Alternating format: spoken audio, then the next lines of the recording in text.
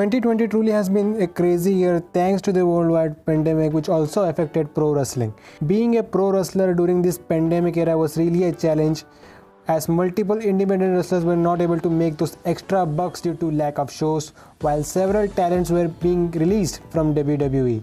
Basically, the entire industry went through some hard times, but even in such difficult times, some performers were able to stay at the top of their game while others rose their stock and went to the next level.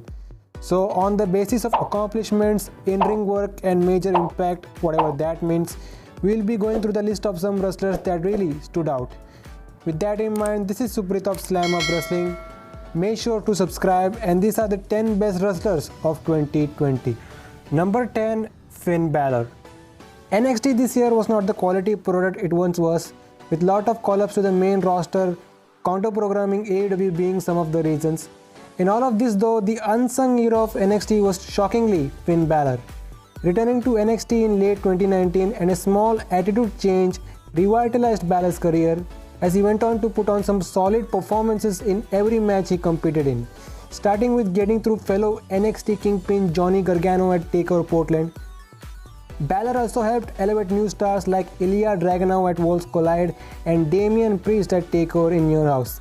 A potential program with NXT UK champion Walter couldn't come into fruition due to said pandemic, but the Prince continued his momentum on NXT, coming up short in a North American Championship bout, but opportunity presented itself to become NXT champion as Balor beat Adam Cole to become a two-time NXT champion.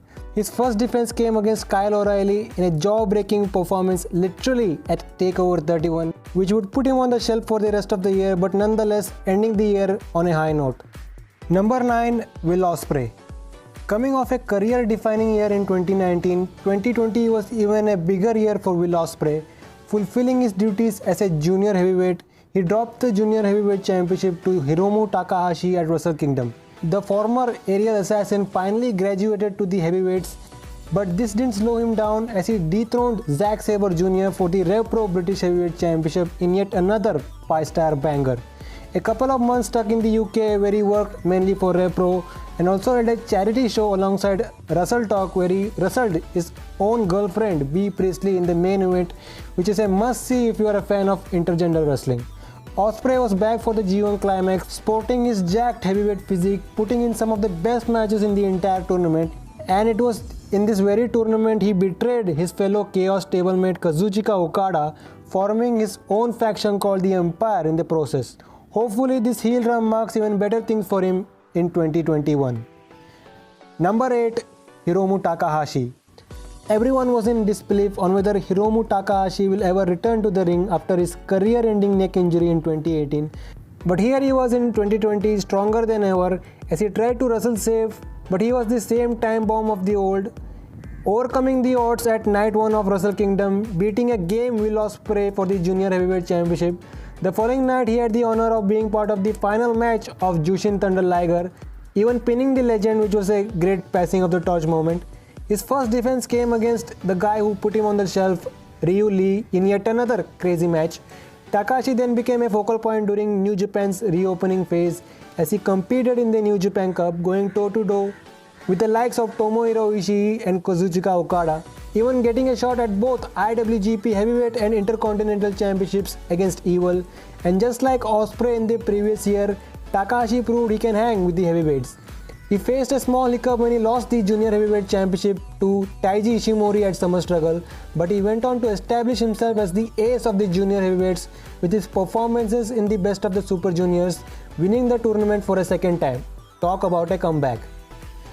Number 7, Kota Ibushi. Kota Ibushi could reach the heights that we expected him to reach this year, but he made up for the in-ring work he had this year.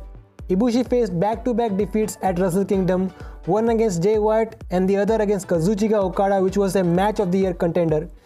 Ibushi then entered the tag team scene with his idol Hiroshi Tanahashi as they beat Guerrillas of Destiny for the IWGP Heavyweight Tag Team Championships.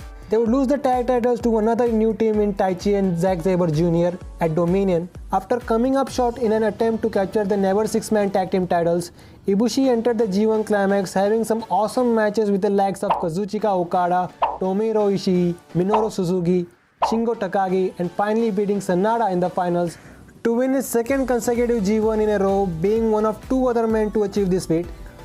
The Golden Star's road to Tokyo Dome almost came to a screeching halt when he lost his double gold number one contenders briefcase to Jay White at Power Struggle, but thanks to one good Tetsuya Naito, he was added back to the title picture. Let's see if he can turn it all around this time. Number 6. Randy Orton. If someone came up to you and said, Randy Orton is gonna have a great 2020, you would have probably said, take off the night vision goggles, pal.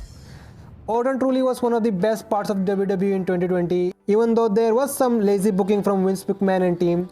Him pilimanizing Edge, who had returned after a 9-year hiatus, messed with the heartstrings of every wrestling fan, as he overnight became the most hated pro wrestler in the company. The WrestleMania match with Edge couldn't live up to its build, but the one at Backlash was 1,000 times better, if not the greatest wrestling match ever. He entered a program with WWE Champion Drew McIntyre and had a great showing at SummerSlam, further proving he's not just good on the mic, but he can hang with the best of them. After a boring ambulance match and an unbearable Hell in a Cell match, the Legend Killer won his 14th WWE Championship only to lose it back to McIntyre on the final Raw before Survivor Series. Orton's hot run caught the attention of The Fiend, which saw some wacky and entertaining segments, which led to a Firefly Inferno match at the TLC pay-per-view, where he burned The Fiend alive and culminated his incredible 2020. Number 5. Kenny Omega. As Kenny Omega was getting used to his new home in AEW, fans were not satisfied and wanted more from the Best Bout machine. Omega took this to heart and decided to go back to his former self. Omega was put in a tag team with Adam Hangman Page as they went on to win the AEW tag team titles on the Jericho Cruise. The duo had an absolute classic with the Young Bucks at Revolution, and just 3 days prior on Dynamite, Omega had a bar burner of an Iron Man match with Pac. From there, he and Page defended the tag team titles against some formidable tag teams while simultaneously feuding with the Inner Circle that led to an awesome Stadium Stampede match at Double or Nothing. Their great tag team title reign would come to an end as they dropped the titles to FTR at the All Out pay-per-view. Omega then set his sights on the AEW World Championship, competing in a tournament and beating none other than Hangman Page in the finals at Full Gear, earning himself a title shot at the Winter is Coming edition of Dynamite, where he beat Jon Moxley for the title with a little assist from longtime friend Don Callis, which led to Omega appearing on Impact Wrestling of all places. If 2020 was so good, imagine what 2021 is gonna look like for the cleaner. Number 4. Tetsuya Naito. Tetsuya Naito had one main goal in 2020, and that's to not just hold the IWGP Heavyweight but the IWGP Intercontinental Championship at the same time. Naito's long-awaited destino finally came true at Wrestle Kingdom 14, beating Jay White and Kazuchika Okada to capture the double gold. Just before the pandemic even hit, he had his first defense of the titles against Kenta at New Beginning in Osaka. And just like any other year, Naito's big success comes with a huge downfall, and it came in form of a betrayal from his LIJ stablemate Evil, and also shockingly dropped the titles to the newest member of Bullet Club at Dominion.